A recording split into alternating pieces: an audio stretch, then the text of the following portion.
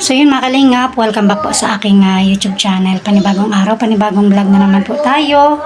At yun, may bagong papanoodin na naman po kayo sa aking channel. So ngayong araw pong ito, ay ako ay magluluto. Magluto po tayo ng ng tinola. Tinola naman tayo. Yan, tinolang manok to. Chicken. Yan, ito yung lulutuin natin. Tapos may ricado po tayo. So, nakaset na yung ating mga ricado. At ayun, may kakaiba po tayong ito yung aking ibabangot po. Yan, ito yung aking ibabangot po na gulay. Kasi wala tayong papaya, walang sayote. So, siguro itatry natin ito. Itong repolyo. So, yun po yung aking gagawin ngayong araw. Magluluto po tayo ng tinola. At ang gulay natin ay itong repolyo. Ito po. Ito yung ating gulay. So, yun mga kalingap, samahan niyo pa ako sa pagluluto ngayong araw na ito.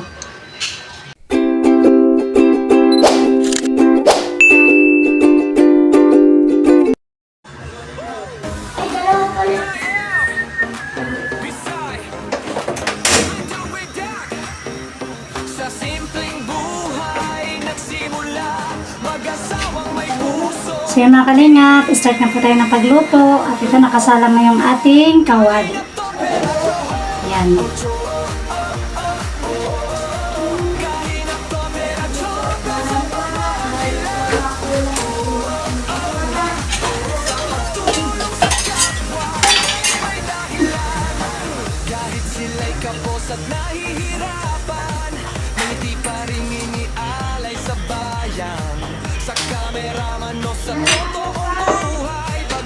So, ilagay na natin ng lana.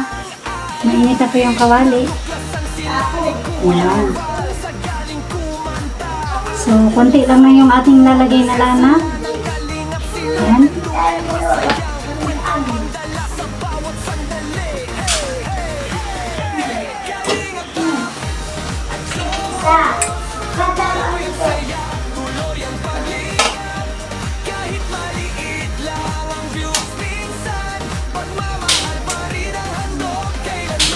At maglagay na po tayo ng bawang. Yan na. Bawang. Yan. Oh, bango. So ito po, ngayon ako nagluto lang ng na naman ng tinola. Kasi lang po, kakaiba ang aking tinola ngayon ha. Huwag po kayo magtaka kasi yung gulay natin, ang talagang nilalagay po na gulay sa tinola, yung mga papaya, yung pwede din yung sayote, pero ang alam ko papaya, yung sa tinola. Kasi wala tayong gulay nun ay, at may repolyo dito, so yun, pwede na yan. Kahit anong gulay ilalagay natin. Tapos lagyan na natin ang sibuyas. Ito po yung aking recipe sa pagluto ha. Ito yung aking recipe at paraan sa pagluto ko. So, kanya-kanya naman po tayo. Ako, susubukan natin na magluto ng tinola na ang ihalo natin gulay ay repolyo. Repolyo. Yun po natin. Sa gulay lang naman po yung nagkaiba, diba? Sa gulay lang naman. Tumatapsi kasi ako yung lamalayo-layo konti. Baka matapsikan yung ating mukha. Lagyan natin ng sibuyas. Ay, pala, luya. Sorry. Luya po yung luya. Pampabango sa niluluto. Bango. Yan. Sarita natin yung ating.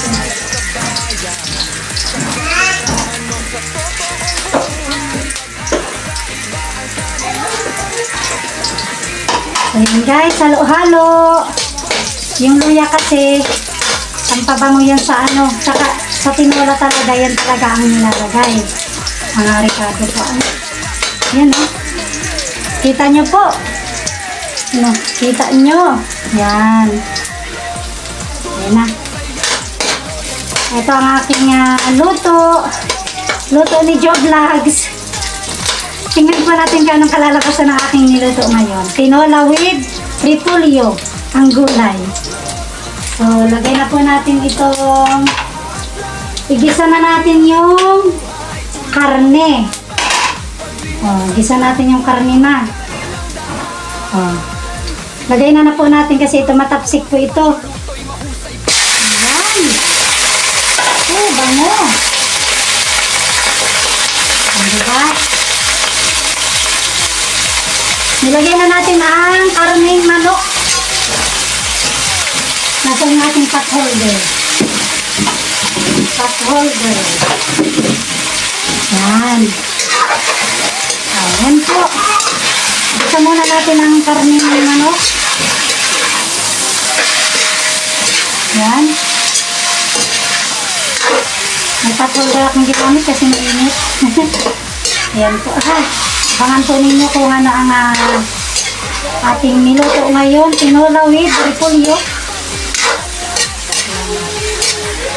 Alam niyo po mga kalingap, kaya repolyo po yung ating inilagay. Yun po, hindi naman talaga yun ang talagang gulay na nilalagay po sa tinola. So, itatry po natin ilagay yun. Tsaka, sayang naman, kasi naka-stock lang po dito sa bahay. Stock lang kung hindi naman magagamit. Ay, diba? Pwede natin sahog yun o ilagay natin, ilagay natin gulay sa sa lulutuin. Diba? Para masubukan natin yung kung ano yung kalalabasan ng ating niluto. Tinola with repolyo yung gulay natin. So, binisa na po natin yan. Ano natin yung apoy. Yan. Tapos, lagyan na natin ng tubig. Ito po kasi kapag pansarili lang naman, pwede. Kahit anong gulay yung ilagay natin na hahalo natin sa niluto. Diba? Pag pang pamilya, pang sariling ulam, pwede yan. So, ganyan lang po muna karami yung ating sabaw. Depende po pag dadagdagan natin. Antayin natin yan na magkulo. Lutuin natin ang karne.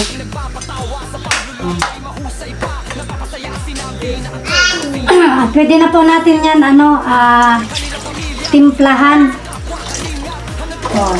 Dinamihan ko na ng sabaw. Para pag may natira pang ulam, pwede na sa gabihan. Ganyan po tayo katipid, no? Na pag may natirang ulam, pwede pa natin yung ulam sa gabihan. Diba? Yan. So, timplahan ko na po. Timplahan natin. Siyempre, nilalagyan na yan ng asin. Lagyan natin ng asin. Yan. Ito talaga, nilalagyan talaga yan.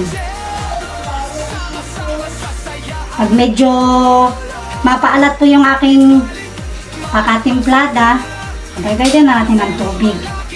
Yan. Tapos, itong pampasarap, lagyan natin ng chicken cubes para mas lalong sumarap. Kayo po, bahala po kayo kung ano yung paraan ninyo ng pagluluto. Basta ako, ganito yung paraan ko po ng pagluto. Kanya-kanya po tayong diskarte. Diskarte sa pagluluto. Ayan.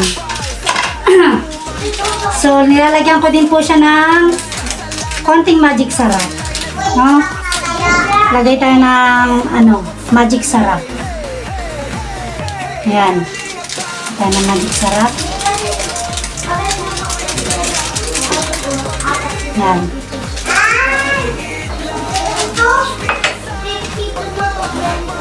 So, natimplahan ko na po mga kalingap. Ito po ay tatakpan lang natin. Antayin lang po natin na maluto-luto yung karning manok. Ayan. Takpan muna po natin.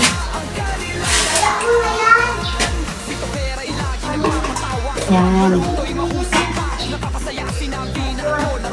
Antayin pa natin na maluto muna yung karning manok. Saka natin po ilalagay yung gulay na repolyo. So yung mga kalingap, ito na.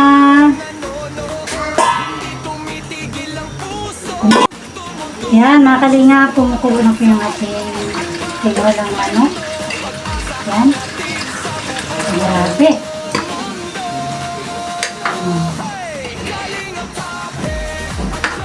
Sarap. Kahit mainit yung ating panahon, masarap pa din maghigop ng sinabawan. Ito, tinola. Yan. Ngayon lang naman tayo nakapagluto po ng ganitong ulam, tinola. May sabaw.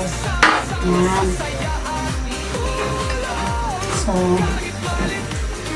konti pa po. Mga ilang minuto pa para maluto-luto yung ating manok. Pero ito ay tikman muna natin yung kanyang tikman muna po natin. Wala ka na po siya.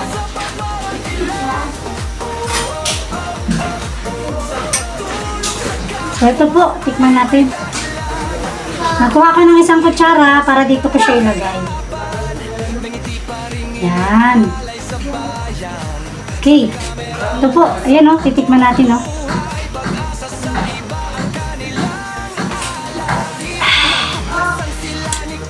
Pag kulang po sa timplada, dadagdagan natin ng pampasarap.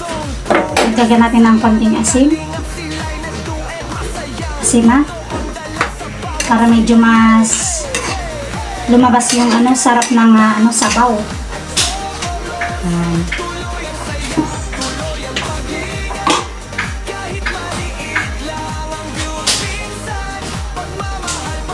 Lagyan natin ang asin.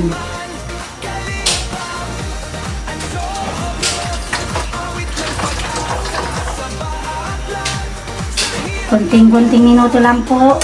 Saka natin ilalagay yung gulay. So, malapit na po yan maluto. Ilang lang. Malapit na po siya maluto. Kasi ang manok naman po, ito talaga madali lang tong maluto kaysa sa karning baboy. Mas malambot kasi ito eh. Yung sa baboy po, yun talaga pinapalambot talaga yun. So ito manok, mabilis lang ito maluto. Yan. So yung mga kalingap, ito na yung ating karne. Yan. Luto na yung ating karning manok. At pwede na po natin ilagay itong gulay na repolyo. Ayan o. Ayan. Pwede na natin ito. Medyo malalaki-laki kasi ito madali lang naman ito maluto. Ayan. So, try natin ito. Tinolang manok. Ang gulay natin ay repolyo. Diba? Ayan. Antay lang po natin ito. Takpan natin. Ilang minuto ulit. Takpan muna natin yung ating nilulutong ulam. Mamaya po, balikin ko ito ulit. Yan. Luto na yan. Pagkatapos ng ilang minuto. Yan.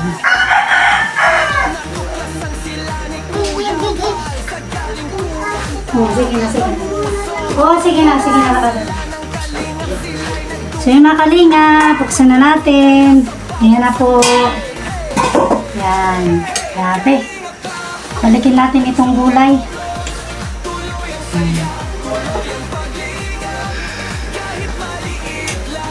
Ngayon lang ako nagluto po ng ganito. Tinola. Dati, pag nagluluto talaga ito ng tinola po, hindi ganito yung aking binabangot. May nahalong gulay. Ano po talaga, papaya. Yan, papaya talaga yung nilalagay ko sa mga ganitong tinola. Ito, naisipan ko lang po ito ngayon.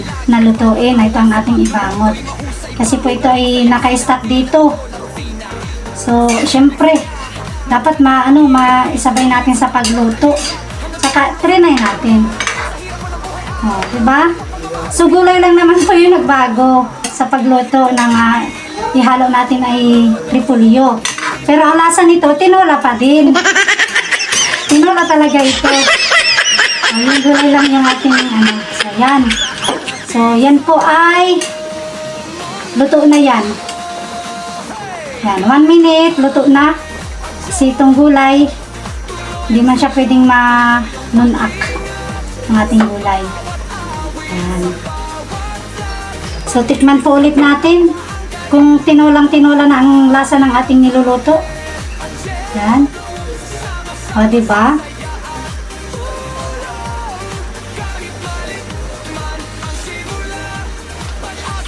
Masarap. Tinolang-tinola na. Tinolang-tinola na ang ating ulam. Tinola man po talaga ito. Repolyo lang yung ating gulay. Diba kahit ano naman lutuin natin, pwede naman natin ihalo. Depende pagka pang sa sarili, pang sariling pamilya lang. Pwede ito kasi ito pang ulam. Pang sarili, pang pamilya. Kahit anong gulay ang ihalo, pwede. So yun mga kalingap. At tayo ay nakapagluto ng na naman ngayong araw na ito. Yan, tinola. Yan mga kalingap, oh. Oh, diba? Yan, ilang minuto, luto na po siya. So, yan. So, yan mga kalingap, at tayo ay nakatapos naman ng pagluto. So, maraming salamat po sa lahat po ng nanood ng aking vlog ngayong araw na ito. Sana ay yung mga viewers natin ay may natutunan doon sa ating pagluto. Bahala po kayo. Basta yun, recipe ko yun sa pagluto na ngayong araw na ito sa tinola. So, sana nag-enjoy po kayo. Nag-enjoy kayo sa inyong panonood. At yan, hanggang dyan na lang po yung aking video mga kalingap. Maraming salamat po. At God bless po sa ating lahat. Bye-bye!